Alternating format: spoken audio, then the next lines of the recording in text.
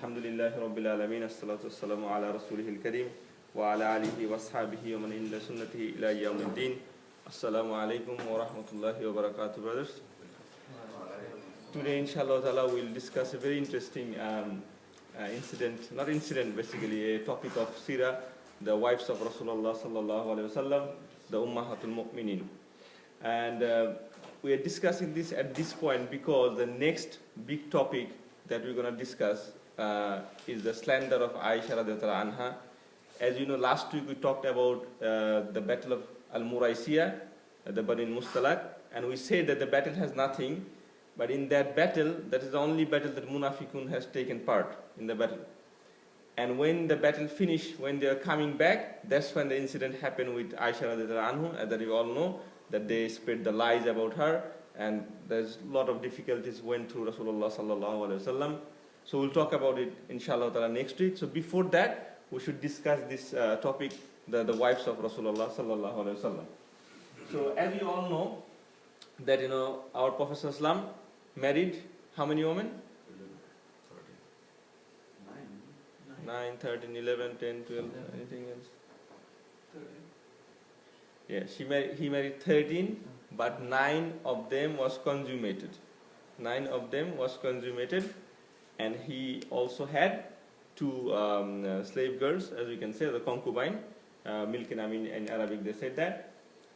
So we can see this from here. So he married 11 women and consummated marriage with them, and there's 2 of them, there's 2 other marriage that didn't consummated. So basically what means by that, the marriage happened, but it didn't continue. On the first night, Rasulullah let them go or divorced them. So we'll talk to those later on.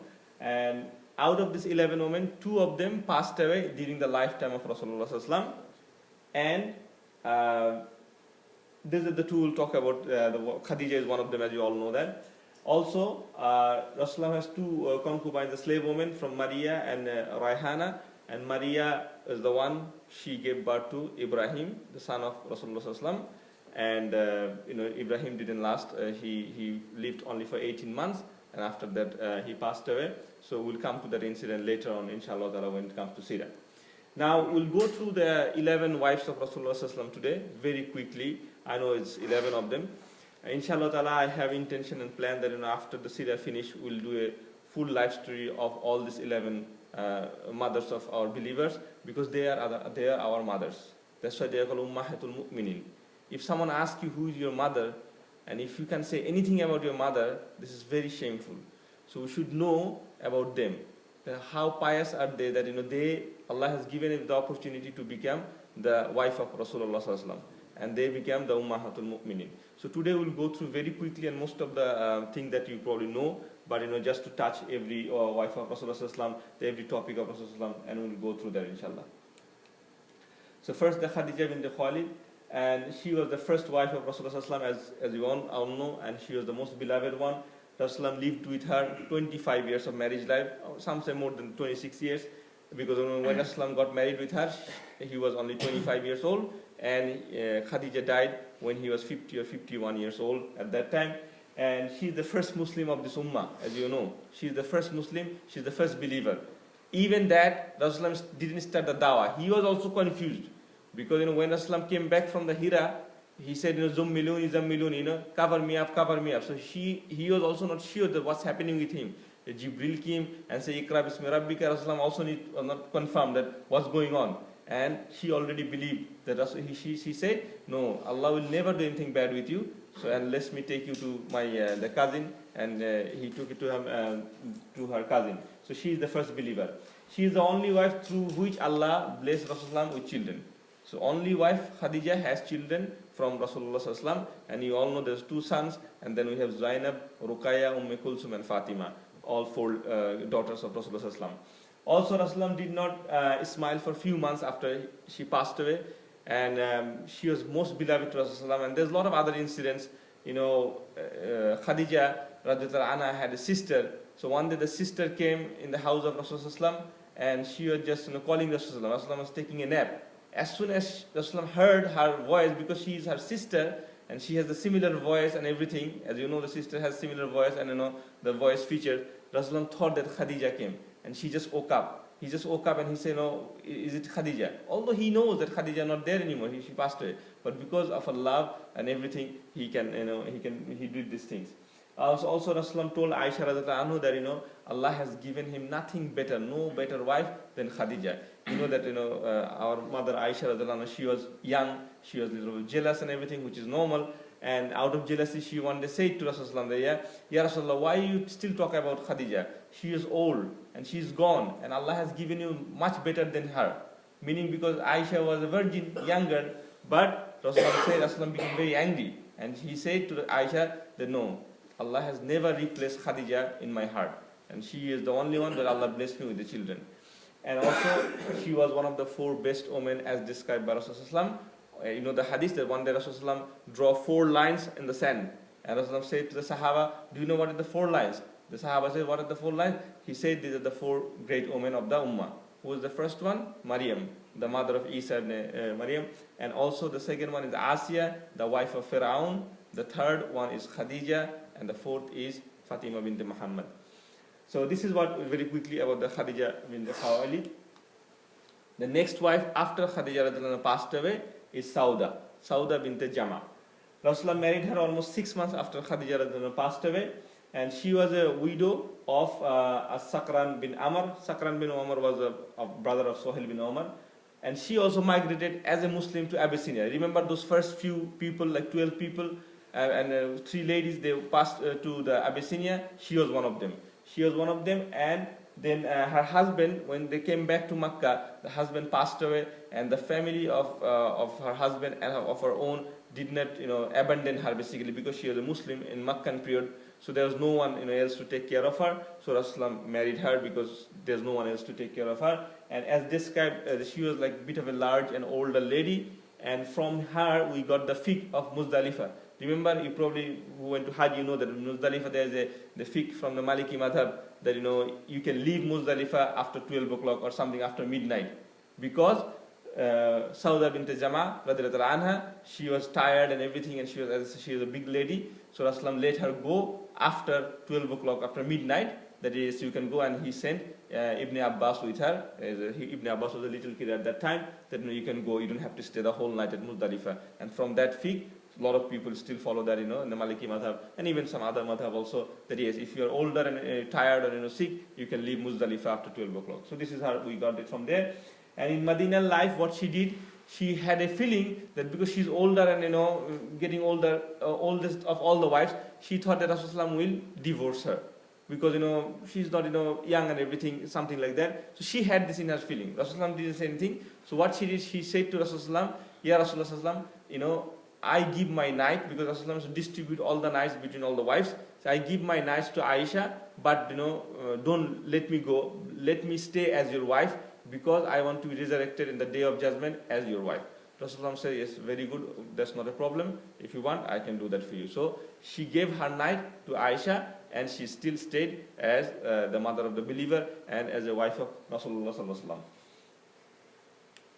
Next one is Aisha and Hafsa bint Umar ibn Khattab. As you all know, that to talk about the life of Aisha would make maybe 1 or 2 lectures, more than that. So very quickly, as you know, that she was the daughter of Abu Bakr. She got married when she was 6 years old, but the marriage was consummated 9 years old. Now between these 6 and 9 years, it's a big thing nowadays. A lot of non-Muslims talk about a lot of things, but just one quick thing you have to understand, that time it was a different time and different frame. Even today, if you go to US, most of the US state has the marriage age 18. But there are states like Arizona and other places, the marriage age is 16. And in Texas, it is still 14. Why? Because the geographical status, everything depends on this. Because the people of Texas, they grow quicker, they're healthier and everything, so that the age is still 14. So there's a lot of things, and the evidence that there's no problem. The Aisha herself never complained about her marriage. She was the most luckiest woman and most luckiest lady to be the wife of Prophet. And it was the time of that time, because a lot of people make a lot of issue that how can our Prophet marry a girl who's 9 years old and everything. But 9 years old at that time is much different. As you all know that in the different Seerah, this small boy like 9 years, 10 years, 11 years, they wanted to go to fight in jihad, and they actually sneak. They try to hide and attend the the Badr and Uhud. But Rasulullah caught them, said, no, you're too young. You're only 14, you're 12. You don't need to. When they become 14, then Rasulullah led them to fight. So imagine that time was a different time. Anyway, and the most wise and scholarly wife of Rasulullah, as you know, she described a lot of hadith, as you all know, and she was the topmost lady who described so many hadith. And she's the only one who was a virgin. So all other wives had previous husband, other than Rasulullah. So the husband either passed away or something happened, but she's the only one. She was a virgin from Abu Bakr, the daughter of Abu Bakr. Hafsa bint Umar ibn Khattab, she was another lady of Umar ibn, she is the daughter of Umar ibn Khattab, and she was a widow of Hunais bin Hudafa. Hunais bin Hudafa, she also migrated to Abyssinia. So like two of the wives, actually you'll see another wife. All these ladies, alhamdulillah, they all had 2 hijrah. At that time, having 2 hijrah is a very great blessing. So they went to Abyssinia, came back to Makkah, again came back to Medina. So they did 2 hijrah. So she was one of them, but her husband took part in both Battle of Badr and Uhud. And the husband, she was the Sahaba, and he accepted Shaheed in the Battle of Uhud. And there was Hafsa radiallahu anha. She had a very loud voice, and she was very argumentative sometimes, some cases, because she is the daughter of Umar ibn Khattab, as you can imagine. So sometimes she had some arguments with Rasulullah, and at one point what happened, that Rasulullah almost about to divorce her. Rasulullah almost about to divorce her. And some of the book says that he did divorce her once. So one divorce was given. At that time, Allah sent Jibreel to Rasulullah and said, no, take her back, because she is sawwama and kawwama, meaning she fasts during the day and pray during the night. So you have to take her out. She will be your wife in Jannah. So Jibreel came and told Rasulullah, take her back. Imagine how precious, how respectful lady she is, and she is the daughter of Umar ibn Khattab. And she had a great role in preservation of the Quran. As you know, when Abu Bakr passed away, the Quran was compiled at that time, and that was passed to Umar ibn Khattab. And when Umar was killed, Umar anha, he gave the Quran, the first compiled Quran to Hafsa, and Hafsa had this Quran for a long time until Usman need the Quran to copy from that and make it same to everything. And then Usman had the Quran. This Quran was preserved in the masjid of Rasulullah, but few hundred years later, there was a big fire in the mosque of Rasulullah. You probably know if you visit the museum of Medina, they already tell these things. And in that fire, this Quran was burnt away. And also that she is the only wife who could write and read. Only wife who can write and read. She was an educated lady at that time, because as you know, to write and read is a great thing at that time. So she is one of them. Next one is Zainab bint Khuzaima. Zainab bint Khuzaima was also a wife of a Sahaba, Abdullah bin Jash, who was martyred in Uhud. So she has nobody, and she was also called al-Masakin because she used to give to the poor a lot. She used to give to the poor and feed the poor a lot. So that's why people gave her the name al-Masakin. She is the second wife of as I said, 2 wives passed away during the life of Rasulullah. She was the second wife to pass away in Medina.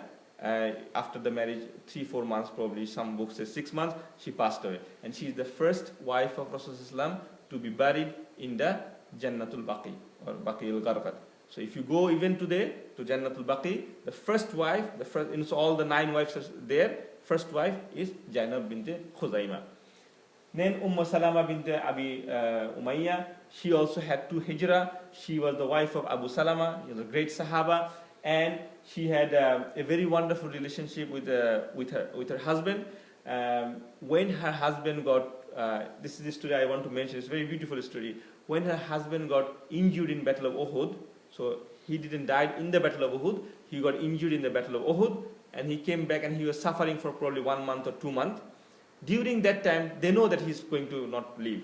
So her wife, Abu Salama, she came and she said, let's make a promise, I heard that, Rasulullah told me that, if you die and I don't get married, I live like this as I am, I will meet you in Jannah. So same thing, if I die now, don't get married, so I will get you in Jannah. So she's basically making a promise that, after any of us die, don't make marriage. But she knows that, her husband is going to die. So she's doing it for herself. Then Abu Salama, he called, said, look, all my life you are being a very good wife, and you listened to me and obeyed me. Can you also obey one thing? She said, what? Say, after I die, please marry. Because I don't want you to live your life without marriage, without a lonely life. So what happened basically after the husband passed away, the first proposal she got from Abu Bakr. Imagine, the best person of this ummah, Abu Bakr, offered her to marry, but she refused. She said no, because she had a lot of love for Abu Salama, and she couldn't think, and she had children and everything, she could think that she could get married and think. It's just because of the love and every respect she had for her husband. After Abu Bakr, also, Umar ibn Khattab also proposed her, and she refused. And then Rasulullah went to her and proposed for himself. And then when Rasulullah proposed her, she couldn't say no to Rasulullah, but she was very smart and wise lady. And she said to Rasulullah, Ya Rasulullah, I'm very, very glad and very, very blessed that you gave me the proposal. But I have 3 problems. I have 3 conditions. Rasulullah said, what are the conditions? She said, I am not as young as all your wife. I'm getting older. Number 1. Number 2, I have jealousy in my heart also. I have jealousy because all my life I was only one wife with my husband. My husband didn't have any other wife, but you have other wives. So I don't want to displease you, because my jealousy can happen someday, you will be displeased, and if you are displeased, Allah will be displeased. So how wise she is, how nicely she is presenting herself. And the third, she said, I have children. So if you marry me, you have to accept my children also. I have a family. She had 4 children at that time. In response to that, Rasulullah said, for the first thing, I have also the same disease, meaning I am also getting old.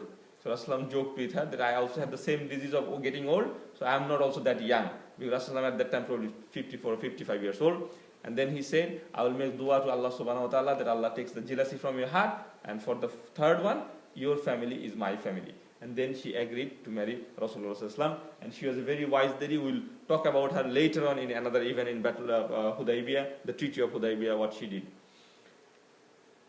Then the Zainab bint Jahsh. Zainab bint Jahsh was the parental cousin of Rasulullah sallallahu alaihi wasallam. She was the parental cousin of Rasulullah, and Rasulullah made her marry to Zaid bin Haris. You know who was Zaid bin Haris, right? The one Sahaba that was mentioned in the Quran, and he was the adopted son of Rasulullah sallallahu alaihi wasallam. So there's a big controversy even at that time that how Rasulullah could marry the wife of his adopted son, and the Quran makes it clear and everything. We'll talk about it later in a different lecture, that what happened in there and what happened. And she used to take boast, she used to be pride, that she said, in my marriage there was no wali, because Allah did the marriage in the Quran. If you read Surah Al-Ahzab, ayah number 37, Allah said there, I gave Zainab, didn't mention the name, I gave her, when Zaid divorced her, I gave her in marriage to you. So basically Allah did the marriage for her with Rasulullah sallallahu alaihi wasallam, and Rasulullah straight away, the marriage is done. You don't need any wali, you don't need any qadi or anything like that, so marriage was done. So she was one of them. Zuwairiyah bint al-Haris, we talked about her last week. She is the one that, when Rasulullah went to Banu al-Mustalaq, and she was the daughter of the leader of the Al-Haris group, and Rasulullah, she came for help for Rasulullah to have a ransom. Rasulullah was, said, I can give you something better. So if you married me, that's why I will make you free. So she got married, and because of her, the whole tribe got released, including her father, and all the tribes became Muslim. So Aisha said that, she hated her because she was so beautiful and everything, but she said she brought the most blessings for her tribe. Because of her, the whole tribe became Muslim and lived an Islamic life. The last 3, Habiba, she was the daughter of Abu Sufyan. You know who is Abu Sufyan? She accepted Islam long ago, and she went to Abyssinia. But her husband, Ubaidillah, he became a Christian in Abyssinia. So he became a Murtad. Excuse me. So, but she was steadfast in the religion. She didn't convert. Her husband died in Abyssinia as a Christian, but she was still alone in there. So Rasulullah heard the news that her husband became a Christian, and also after becoming a Christian he passed away. She was all alone. Rasulullah sent the message to the king Najasi, and Najasi became the wali for this marriage. Give her the mahar, and the marriage was over. And Rasulullah, Najasi sent her back to Medina to Rasulullah. So she was the daughter of Abu Sufyan. The second last one, Safiya bint Huwai al-Akhtab. She was a Jew. She was the daughter of the leader of Banu Nadir that we discussed 2 weeks back, Banu Nadir. She was the daughter of the Jewish leader. And the battle of Khaybar, she lost her father, her husband, and her brother, all 3 men in the family. to the Muslim, because the Muslim had a war with the Khaybar. But then Rasulullah tell her, I will free you and I will marry you if you agree. So she accepted Islam and she became the wife of Rasulullah, Sophia bint Huwai. She was also very beautiful, as described by Aisha radhiyallahu anha in different hadiths. And one of the beautiful hadiths, I just want to mention that one day Rasulullah went to eat food, and Aisha radhiyallahu was cooking the food, getting the food ready. But Rasulullah said, okay, if you are getting the food ready, it will take time. Is it okay I go to your sister's house today, to Sophia, and I will eat here? Aisha didn't say anything, but she didn't say no also.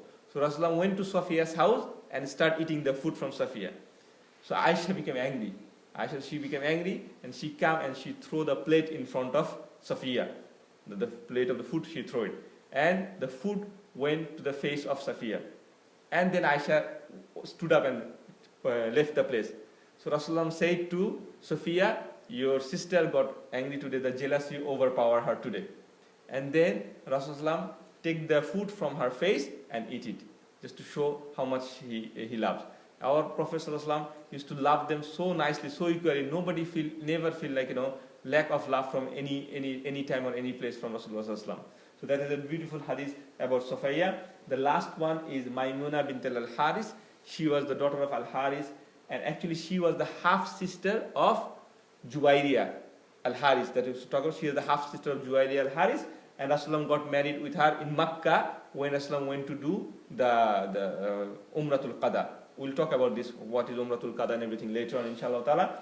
And her mother has a small story. We don't know the name of the mother of Maimuna, but I'll just quickly finish with this one. She was considered as one of the greatest mother-in-law of Islam, of the humanity. How?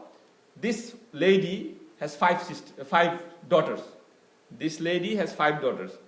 2 of the daughters become the wife of Rasulullah ﷺ, Maimuna and Juwayriya. Maimuna and 2 of the daughters became Ummahatul Mu'minin out of 5 daughters. The third one became the wife of Al-Abbas. Al-Abbas was the uncle of Rasulullah ﷺ, Al-Fadl. So third girl get married to Al-Abbas, and she had a son, Ibn Abbas, the Mufassir of the Sahaba. You know Ibn Abbas, who is Ibn Abbas. So her grandson was Ibn Abbas. Fourth daughter got married with Walid bin Mughira, and she had a child named Khalid bin Walid. So Khalid and Abbas was cousin, and their nani was this lady mother-in-law, and they were the khala was Maimuna. This is the 4th one. And the 5th one was Asma bint Unais. She was another lady who was married to Jafar, the elder brother of Ali ibn Abi Talib. After Jafar passed away, she got married with Abu Bakr. And after Abu Bakr passed away, she got married with Ali. So all the big 3 Sahaba, she was the wife of all the big 3 Sahaba, and with all these 3 Sahaba, she had children. And the last one, actually, sorry, my mistake, she had 6 daughters. Last daughter was married with Hamza. Hamza, the famous Hamza radhiyallahu anhu. She was married to Hamza, and they had a daughter from that, and that daughter was raised by Ali ibn Abi Talib. So she was the greatest mother-in-law. All her 6 daughters was married to the Prophet Rasulullah, and also the biggest Sahaba as you can ever imagine. So we'll finish inshallah ta'ala here. Brothers, we have some breakfast, so please wait here. I'll just get them from the car. So have some breakfast with us inshallah ta'ala, and we'll finish it today. Jazakallahu khair. Subhanakallahumma bihamdik. Ashhadu an la ilaha illa anta astaghfiruka wa atubu ilayk.